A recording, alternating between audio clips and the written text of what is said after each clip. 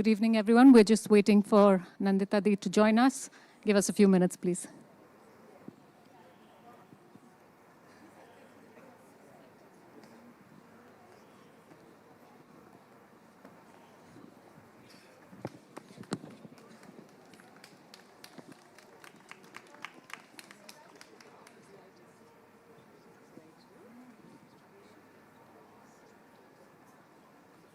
Okay, since we're learning a little rate, I'm just going to start. Welcome to this session. It is a pleasure and an honor to be talking to Nandita Das and Vandana Vasudevan. And what we're going to be talking about today is become a sort of ubiquitous aspect of our life today. We're all so used to whipping out our phone at the drop of the hat, ordering food, groceries, services. It takes only a few seconds to get, a few minutes, now I'm exaggerating, a few minutes to get anything from a hot biryani to a blood test delivered to your doorstep today. And while this is remarkable, what is interesting is both your works, Nandita Di, your book, your movies, Vigato, and Vandana, your book, OTP Please. What they're trying to do is to really go behind the scenes and unravel what goes on in the lives of the lakhs and lakhs of people who are involved in bringing this ease to our doorstep and the very uneasy lives that they live. So let me begin by asking you, Nandita Di, shall I? Okay. We're in Calcutta, so we just appellate everything with a D. Okay. So I want to begin by asking you, Nandita, what drew you to this story? Why did you think it was important to tell this story at this moment? You know, the Bollywood tropes, the working class hero was at one time a mainstream, but That's true. no longer. Yeah, they've kind of vanished from our collective narratives, right? Like whether it was a Do Biga Zameen or even in mainstream cinema, you would Kala Pathar, Coolie, you had workers as the hero. And they slowly just vanished. They weren't attractive enough, interesting enough. Well, during COVID, I think we became more dependent on these food delivery partners, as they are called. They are anything but partners. At that time, I remember somebody gave an order and he was so anxious because he was 5 minutes late. And he called me and he was apologizing. And when he came, as if I had the power to destroy him. You know, and I kept saying, I'm like, ठीक है भैया, 5 minute में कुछ नहीं होगा, relax, इतना आप, he says, नहीं पर आप ना हम 5 star अगर नहीं तो कोई बात नहीं, पर आप कुछ मत दीजिए, पर हमारा कुछ काटिएगा, मतलब खराब स्टार मत दीजिएगा, खराब रेटिंग मत दीजिएगा. And that kind of anxiety, and then I started talking, and then I started talking to more writers, and I just felt here is a story of our times, and it was meant to be actually a short film. And I was trying to put an anthology together, which kind of fell through. Other directors had better projects to do. And it sort of organically then became a feature-length film, and then there were more layers that came into it.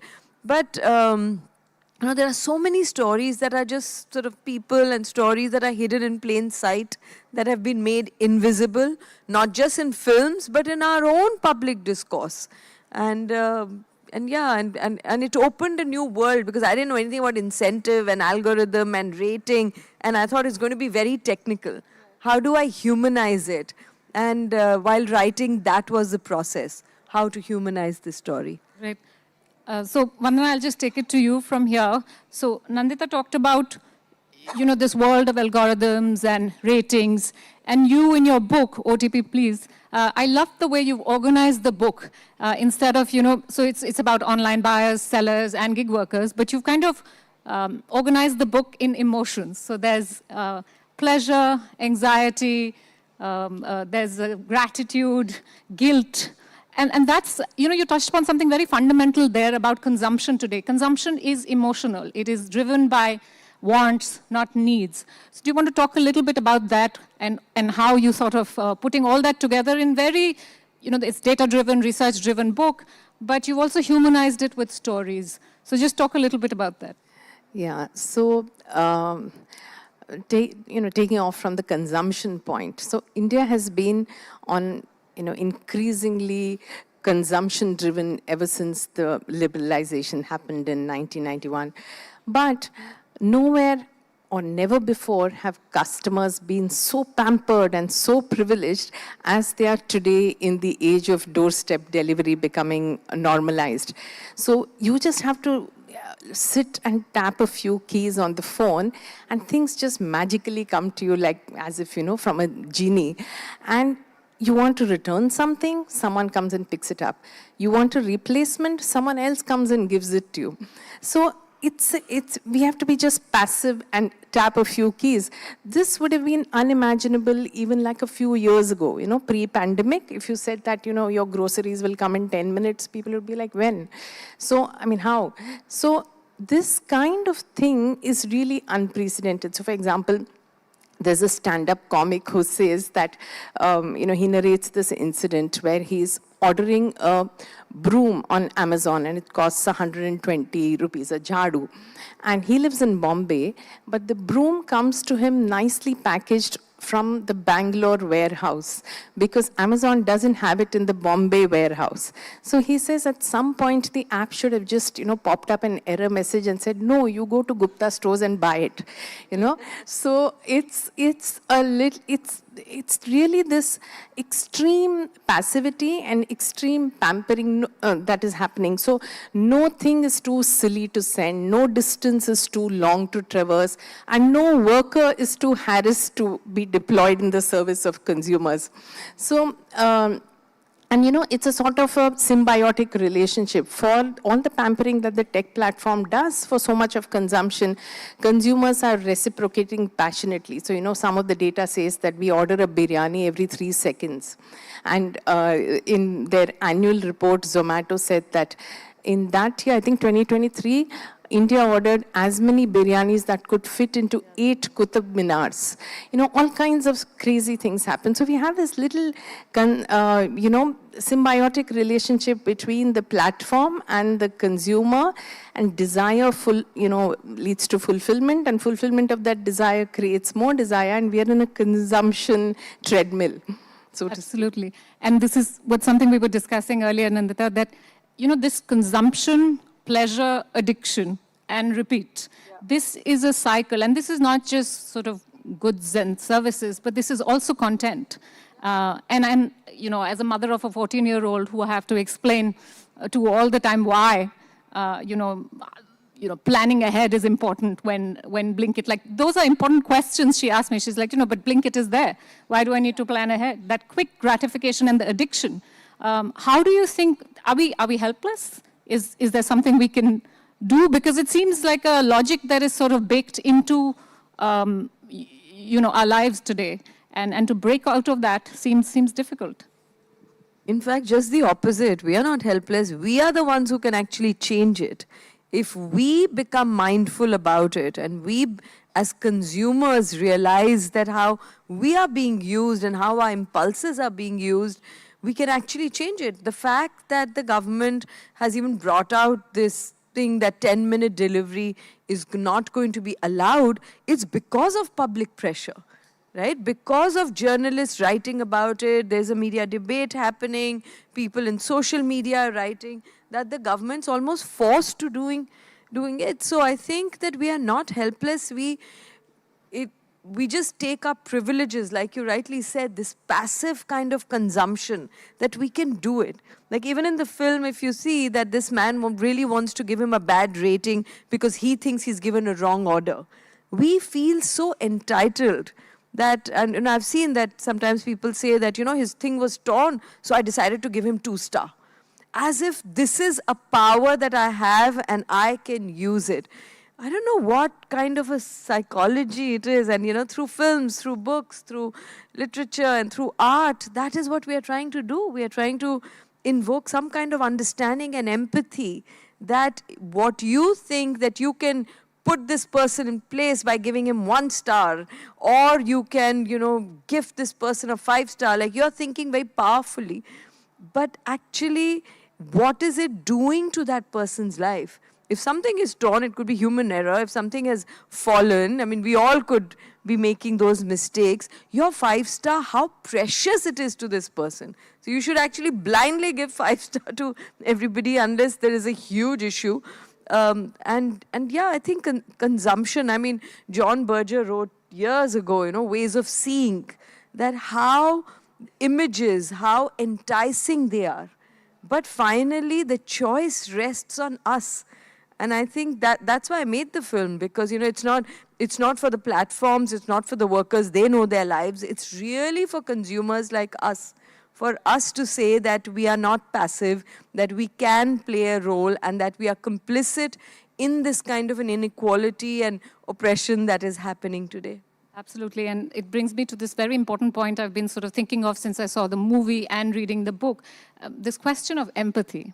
And it is fundamentally, your movie is so poignant and thoughtful, and what it did for me was also, and I think of myself as a fairly kind-hearted person, but I thought to myself that there were times that I was annoyed when the delivery agent was calling me incessantly while I was in a meeting asking for the address, and I had, you know, chosen not to see how urgent that was for him, you know, and then I thought, where is this problem with empathy? So there's, in my, you know, I thought about it, and I felt like there's two levels at which empathy or the lack of empathy is operating in our country, especially. One is, of course, we're chasing efficiency and productivity, and none of us have time. So that's why one layer of empathy is eroded. But the other really is this old structure of caste and class inequality, this graded hierarchy that we've inherited. And somewhere that has made us, you know, a little bit less able to see how we practice this lack of empathy every day in our lives. And gig workers is one, and we all, many of us here, you know, have the support of domestic help. And that's one big way in which I feel, you know, there's a Supreme Court justice in America who said the quality of injustice is such that we may not always see it in our times. And that's what we are living right now. So how do we become more empathetic? And one way is to sort of engage with the others' lives, but talk to us a little bit about this empathy. What do you both feel? How is it that we've come to this pass where we feel so distant from other people's pain? I think it's not about whether we are empathetic. I'm sure you are, as you said, a kind person, for example. But it's just the structure. So we have these 1.2 crore gig workers, right? And they form the last leg of the supply chain. You know, behind all the digital dazzle is the human labor. So right where you order, the restaurant gets information, everything happens on the app, the monitoring of the guy, everything. But the actual delivery until drones come in has to be by the guy, right? So this is not something that we have, you know, it's the way that is structured. And then like Nandita said, there is a rating. And look at the information asymmetry here. So you order an Uber, right? You get to know the car, the color, the registration number, the driver's name, what's his rating, how fast he will get to you, how many rides he's done. You have all this information. That guy doesn't have any information about the customer, which results in things like, for example, in Hyderabad, there were 2 cases where, I live in Hyderabad incidentally, so there were 2 cases where the delivery agent came to give a food packet and was attacked by dogs in the customer's house. One of the guys died, one of the guy was critically injured. So why isn't this information shared, that this customer has a dog? Please be careful. One, for example.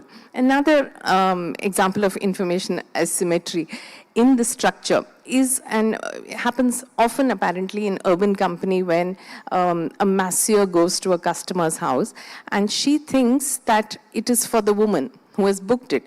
But it turns out that the woman says, nahi, actually husband ke liye hai. And then the woman is not, she didn't have that information and she does not want to do it. And then she goes back to the company and the company says, let me just leave it to me. You want you to tell the police or something, but we are not going to get involved.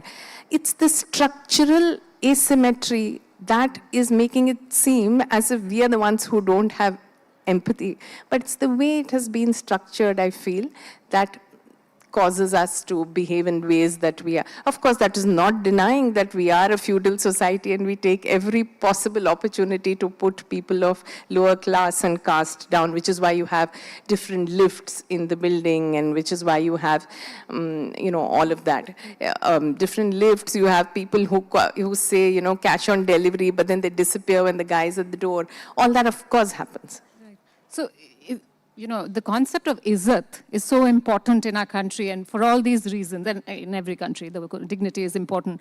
But I love the way, Nandita, in your movie, you show the graded concept of izzat. There is a time where Manas, the Kapil Sharma's character, he's at the petrol pump getting his bike refueled, and there is a guy who's the Dihadi Mazdoor standing there waiting to get picked up. He comes running up to him and he says, cycle se bhi delivery ho jati hai kya? To him, this job represents izzat. And at the same time, there are delivery agents who are qualified engineers who don't want to, you talk about them in your book, who don't want to be seen in that uniform because that's less izzat.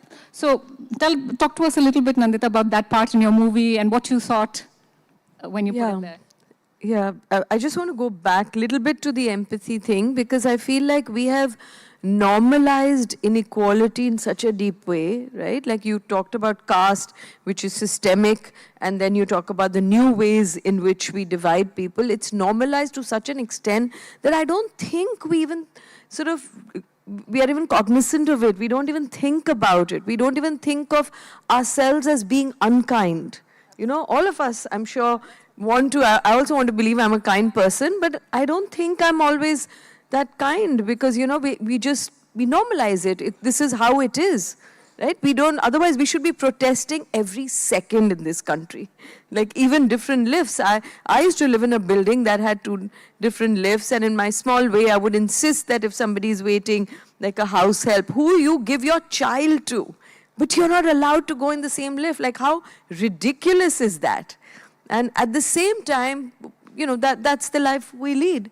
Or it's about caste. I'm on a mums group, very sort of upper class women and mums group, and they would say I need a Saraswat Brahmin cook, So, and you're like, really? This is what it's come to. So I think it is not, we don't frown enough on the inequalities that exist. In Bombay, there are many buildings where no Muslims are allowed. No film people, they clearly tell you, the broker tells you that no film person is allowed, no politician, and no Muslims. And this is kind of acceptable. I feel like we are inherently an unempathetic society. I mean, maybe I'm sounding too strong about it, but I feel like we really have much work that we should do. And, one is individually, but one is collectively. We all have a circle of influence, and if we could even haul each other up when we are being unempathetic, I think it would help. Sorry, other question? Yeah, so I think we are so deeply hierarchical. So the man who is a daily wager, I mean, actually the delivery rider is also a daily wager. He's just on a bike and has a T-shirt and a bag that also he has to buy from the company and market that company. It's not like he's being gifted or he's being given to market it.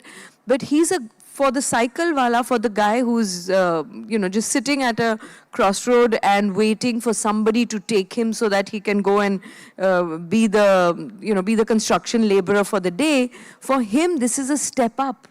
So we are all somewhere in the hierarchy. Somebody who's done in engineering, this is a step down. So, I mean, again, that hierarchy is so inherent, and I wanted to bring that up. And even though the film was in a way about the gig worker and in the gig economy, but the intersectionalities with, gender inequalities or religion or caste or any of these, or class, they are all part of that same society. You can't make a film about one thing and not touch upon the others, because they are so deeply meshed and they are all part of that social fabric. No, absolutely, I agree. And, I think there is such a contradiction in the way gig work is couched in the language of flexibility and independence. And that's where also the information asymmetry comes in, because once he's on that hamster wheel, he realizes that he has very little flexibility and freedom. And in your movie, I think there's a point where Kapil Sharma's character says something like, "Wahi exploitation hai, ab sirf दिखता नहीं है." You don't see the face of the Malik. Malik का चेहरा दिखता नहीं है. So, because in a traditional working space, if you have a grievance, you can at least go to somebody. You have, like, in a factory, you will have the floor manager, that person will have somebody. Here, there's nobody. You're literally alone, you're left to your devices, metaphorically and literally. And yeah, who do you go to, this ubiquitous kind of a Malik that nobody knows of? So this is structural. This is designed and baked into the business model of the company, right? To create, and you say it very nicely, Vandana, in the book, where you said there are three actors here. There's the customer, the company, and the worker. And the customer is God, and the company can't lose money, but somebody's got to pay. So it's always the worker. So what is the accountability that we can sort of build into this? What is the accountability built into it, if any? Accountability of the tech platform? Yes. So, we are in a situation where you might have seen the debates on TV, right? With Dipinder Goyal did a podcast, and everybody has an opinion on this. And but we're casting it in a very binary way. It's not like, should we have quick commerce? Should we have tech companies? Or should we shut them down? That's not the point. India is a growing country. We need industry, we need innovation, and tech companies have done a lot for workers during the pandemic when a lot of karkhanas shut down, people were thrown out of jobs. They and the workers are extremely grateful to have got those opportunities, which is why, in my book, I had to put a chapter called gratitude, just as I had to put a chapter called oppression. So both of them do exist. However, there are things that platforms can do to sort of rebalance the power in the system. For example, does the whole income have to be variable? Not really. There's a company called Daraz in Nepal, Pakistan, Sri Lanka, which was the countries that I worked on other than India. So Daraz pays a fixed amount plus some variable. It covers fuel cost, so that the guy has some cover, and he's not always running and working for 12 to 14 hours just to earn the money that he needs for the month. So things like that. Also, as Nandita's film shows, there is no human in the loop anymore. You are onboarded on the app, the worker is trained on the app, he's reprimanded, rewarded, and eventually thrown out of the app itself. So an entire life cycle can finish off the gig worker without him ever having to meet a human being. And if he has a grievance, then also there is an AI bot. And workers are not so digitally savvy. Previously there was call center, but now there's AI bot. So to deal with that, deal with so much of digitization. So these are the points where platforms can intervene. It's not going to shut their business. It's not going to shut down the industry, but they can heed the workers, demands which have been building up for years now. Right. So that was going to be my next question about, there are models that are working, there are examples of good legislation, there's example of good practices. And yet they're not widely adopted. So again, the question is, why is it so hard to regulate big technology? Is it because of their size? Is it also because the regulators don't always know what they're regulating? There is a knowledge asymmetry there. The regulators by nature are less aware of the technology than the tech people. So why is it so hard to regulate big tech? I think you just answered it, because there's a huge lag between government waking up and understanding technology. By the time technology is zoomed ahead and new variations have come off the model, and new rules have come in. So, for example, the government says that motorbikes should not be there in Uber or Rapido or something, because these are private vehicles, and private vehicles can't do commercial travel. Then for a while there'll be a lot of noise, and motorbikes will be off the roads. In Karnataka, it happens often. And then afterwards, everyone makes a noise and suddenly motorbikes are back on the road. But we don't have, this happens in Nepal also. So, the Patao is the ride there, and I spoke to the founder of Patao, and he said that, between one province and other, we don't know what's happening. So, governments are typically lagging behind because they don't have the tech savviness to understand, nor do they make an effort. And they're somewhere caught between, being business friendly and being sort of fair to workers. But a couple of good things have happened in India in terms of legislation. The new labor codes is one, which has mandated social security for workers. And recently the 10-minute thing has been banned. But on that, Nandita, we were talking about it, that it says that, it's not mandatory, you can't promise or you can't guarantee that it will be delivered in 10 minutes. But does that even fundamentally affect their business model? I don't know. Also, they, in fact, encourage risk takers. In the sense, if somebody is risking their life to deliver more, you will be getting more orders. So it's almost like you're making them more vulnerable. If you see, if it's a one-way, somebody is coming from the opposite side, because the faster he delivers, he's going to get more orders. So you're creating this kind of a, there is almost, not a tax, but what is it called? Like you are logged if you're sitting idle. So how many deliveries you do, if you're sitting idle, you're punished for it.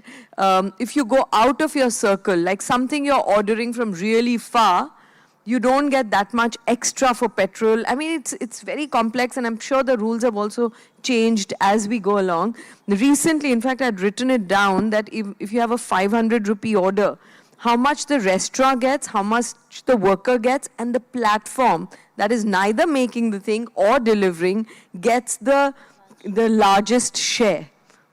So it is definitely skewed, and we are not saying that these platforms need to be banned. I mean, now it is also convenience, not just for the consumers, it's also giving employment, but just because there is such a high unemployment, and just because if one person is not going to be good enough, he can be dispensed with, there are 10 other people who will take that person's place. That doesn't mean it becomes exploitative. Even the social security, at least at that time, they said, yeah, there is some insurance, but we don't know where it is on the phone. How do we tell our families? These are young boys and men who do not understand enough of the technology, and the rules keep changing. And because of unemployment and older people, older men especially, being thrown out of their jobs, many of them think, okay, I will become a delivery person. Or there are a lot of more vulnerable communities who feel that, okay, at least I will not be, nobody has to directly employ me. So I can be part of that. But it's really tough for them to navigate even these platforms. Like you said, that there is nobody to train you. There is no room for making any mistake. Absolutely. And on that point, I think the infrastructure as well, right, in our country. I mean, there is an assumption where these platforms were originally conceived. There is a certain law and order situation. There's a certain infrastructure. Now, when these timelines are being, and I'm speaking about these very Orwellian-sounding Amazon fulfillment centers. What are they fulfilling? All our desires, right? And the working conditions there, like how is it that they are getting away with this? I mean, what you describe in your book, Vandana, and for me I didn't know the details. It is horrifying that they do not have a place to sit, that in how many minutes do they have to bag, like 500? Or that story about peeing, you remember that they have to really carry a bottle, because otherwise there's no break that you can take to even pee, that Amazon story that at the time had been. So this, the Amazon warehouse story, it was almost like a sting operation. There was a worker rights NGO in Delhi with whom I did some work. and one of them had joined the Amazon warehouse in Manesar, and she was bringing in all these details and sending me these videos of people just standing. So you're not allowed to wear a dupatta, because dupatta sort of gets in the way when you're packing quickly, apparently. And then the place is huge, immense, and you have to walk, I think, some 5 kilometers, no, 15 kilometers. 15 kilometers a day. A day. Just walk, if you're a picker, so a picker, like, you walk up, you get all the several floors, and you pick the items that you have been asked to bring it to the packer, who will then pack it. And there are targets, hourly targets. If you don't meet the hourly target, it'll buzz on in the factory, and somebody will come and speak to you and say, "Kya ho raha hai? Matlab, why aren't you meeting your targets?" If you go to the loo too long, your supervisor will call you and say, "Kyun itna time kyun laga?" So it is literally almost like, those Oliver Twist kind of that era of factories, which is something that is really hiding in plain sight. I mean, it's there. A few journalists have reported it. Every now and then, the Ministry of Labor and Employment gets up and issues a warning. And then recently, after my book was published, I called that girl up and I said, have things changed? But apparently, they're pretty much the same. I think they've introduced chairs for people to sit. Big of them, really.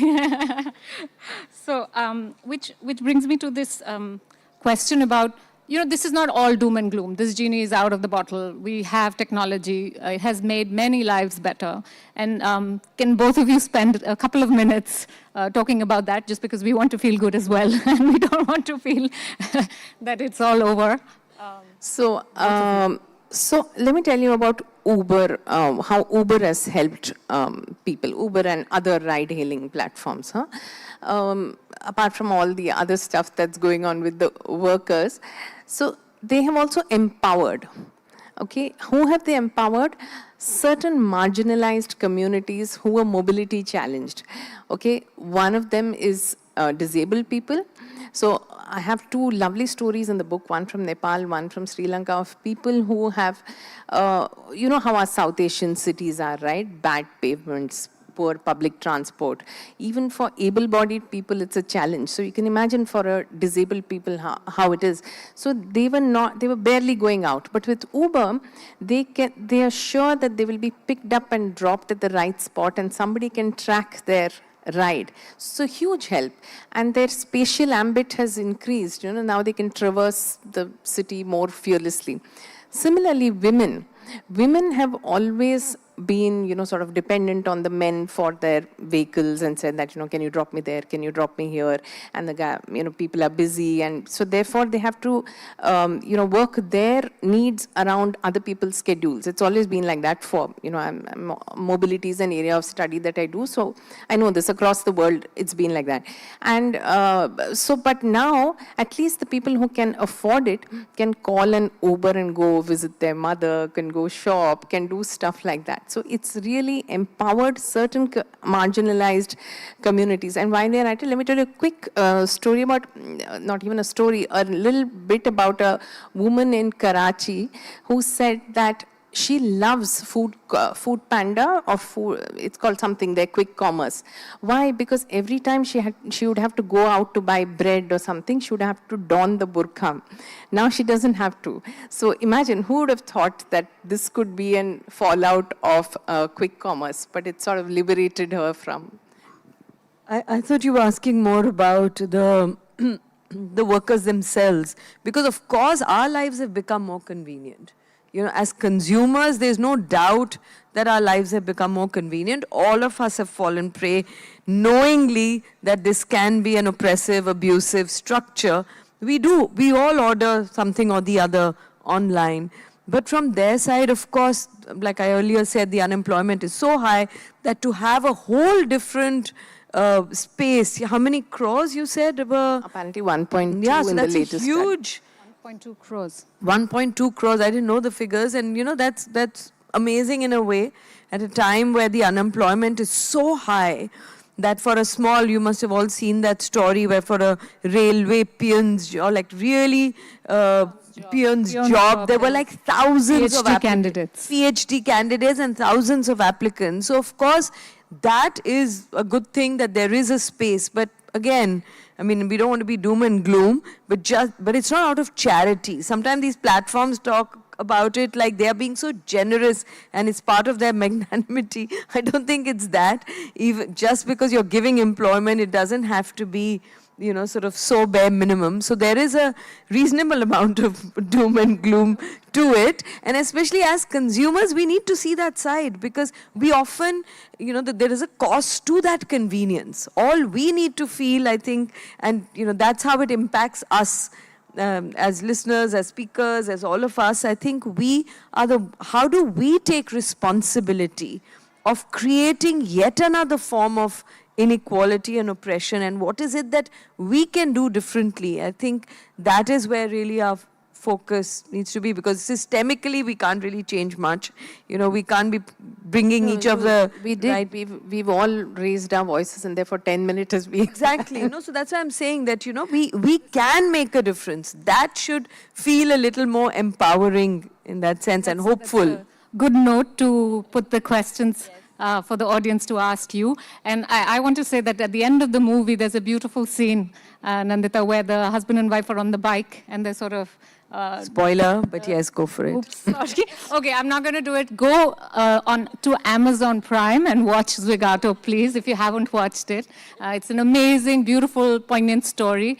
And read OTP, please. So I've plugged both the books and movies, and I've done my job. Vandana, you have something to say? Yeah. No, I think we should like open it up. Yeah, I thought you were asking something. Yeah, we're open to questions from the audience. There's one question. Is there a mic?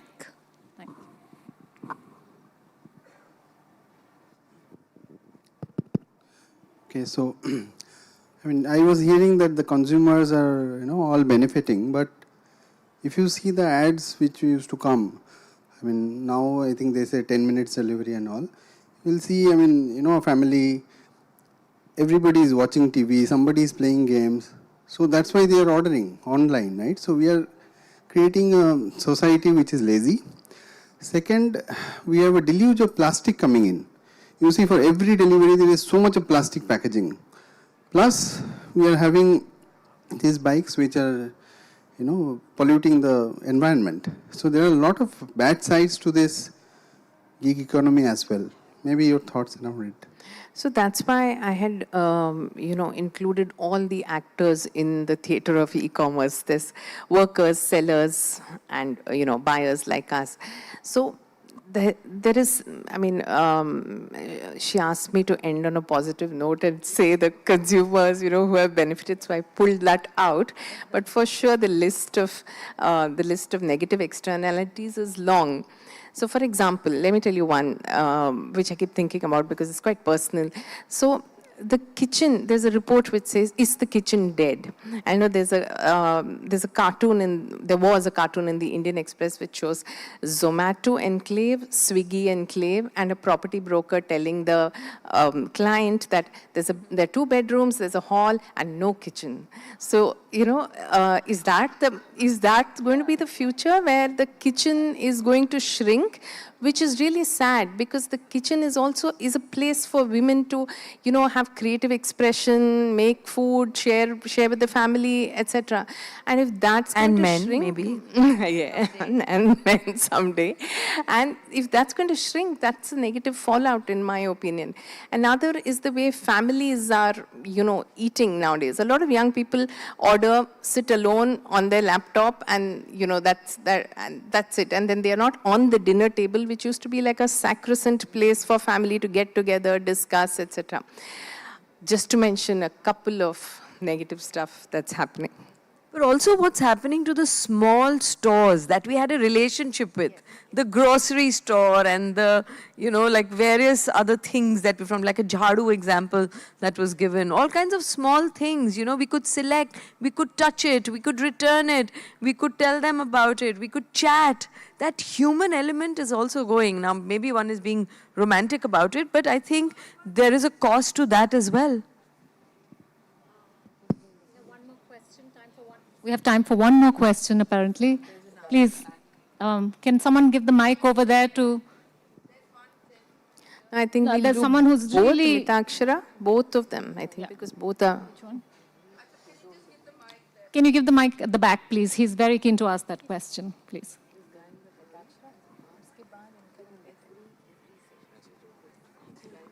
Hi, good evening. There is a section of society which we haven't addressed, at least as far as I've been here in the discussion. It's about the local grocery stores, right? A lot of reports. I just talked about it, yeah. Right. Quick question is, ever since all these e-commerce platforms have come around, there have been a lot of losses that a lot of these stores are going through. In fact, certain reports have come that they have shut their stores and they've started working for the very, businesses like Swiggy or Zomato, which has taken their livelihood away. Where do you see this headed in the next 5 to 10 years? Because these businesses also burn a lot of cash. It's not sustainable, not profitable at the point. Every single month, platform fees keep increasing, levied on customers. So it's becoming increasingly expensive for customers as well. Yeah. Question is, five years ahead, do you see these companies still growing? And if yes, do you think the grocery stores around are going to shut down and a monopoly is going to be enforced on these organizations? So, for sure that the e-commerce ship has sailed and it's definitely there and it's only going to grow. India is planning to be a 5 trillion economy and e-commerce is going to play a big role in that. I mean, there are a lot of bets placed on e-commerce. So, and I also, that's one side of the story. I also know that physical shops are desperately trying to get on to the platforms and, also have a digital face to themselves. That's another side. The third aspect is that people who have gotten on to Amazon and all thinking that their customer base is going to explode and they're going to become super rich now that they're on Amazon hasn't happened because they've realized that the math doesn't work out. You have to pay a lot to be visible on Amazon. So if you are a seller of, elaichi, for example, somebody types cardamom, your name will not come up until you have paid Amazon to be on the top list. So there are various strands to this whole thing, and we can only, we don't know how this will play out. The jury's still out there, and we have to watch how this works. So there's one more question up I'll front. keep it really brief, but it's sort of related. I was part of the startup ecosystem in a way, and I still am. Dave Bezos is an icon worldwide. Dipinder Goyal is an icon here, and the Swiggy team. So, this is the perception that they have added vastly to global and India's wealth. It's not only perception, it's true, though they, the loss figures, etc. So how does this impact young people? Because I see them in various platforms. I mean, they are mega stars. So there's a very interesting shift in value systems and perception. And so what is success? Does it look like? What is sustained success? Is it actually good for consumers or not? So I would just like a brief comment maybe from both of you. It's an interesting shift in the values game, perception game. Yeah, I mean, definitely there's a shift in value. How we consume, there is a shift, right? What is the definition of success? These have now become the icons. So, I mean, what does one say? I think a few... if being rich has become, like, if you see the shows also, how to become a millionaire and all of that. I mean, it's all part of that psyche. We have given so much value to money and to success and to being rich that there's definitely a shift. And, we can't change all of that. The idea is, how do we create a narrative parallel to that? How do we make people who are genuinely contributing to society or to, or doing something that's truly remarkable, how do we make them icons? We are not here to sort of take down the existing, whatever, Jeff Bezos of the Dipinder Goyals of the world. But is there a way that we can, there was a session just before this on Chapal Bahaduri, and it was such an interesting session, and it was like almost tragic that here was this amazing Jatra actor, and I'm sure many of you kind of, heard that, and very few people know, and thank God that, Shondip Rai has done this book on him, but there are many such unsung heroes. So it's up to us as a society, individually and collectively, that what kind of icons that we want to make and put our attention to it. It's tough because the media doesn't care. It's also celebrity-driven, money-driven, success-driven. But we can't just sit and mourn about it. We have to... Yes, I also want to say that, in the 60s, it was cool to join the government, right? Everyone wrote the UPSC and did the civil service and all. Then came the MBA time, that's my time. Okay, everyone was writing MBA exams and were happy to work for a multinational, and that was like you've arrived in life. So, ये एक दौर है. Now it's like, it's entrepreneurship, startup, like, everybody wants to be a startup. If you look at LinkedIn, everyone's profile says building this, building that, right? So it's just a phase. But to end on a happy note, I also see a lot of young people who are doing startups, but not necessarily these kind of startups. They are doing more socially conscious startups. It could be organic food, it could be something farmer, farm to fork kind of thing. It could be all kinds of things. Somebody is doing in Delhi, I think, reaching ambulances really fast to people. So there's also that, which is really heartening to see. And not to sort of sound less hopeful, but a lot of work is happening for the elite, for that top 10%, maximum 10, I would say, 10%, lot of new things. Like you go to a mall, you go to a theater, everything is becoming more glitzy. It almost gives you an illusion of India sort of, I know I have to go for another session. So on that note, thank you so much, Nandita and Vandana. This was a wonderful discussion. Going to run. And all I'm taking away from it is that we all, in our lives, how do we become a little more thoughtful and empathetic? So thank you. Thank you, everyone. Thank you.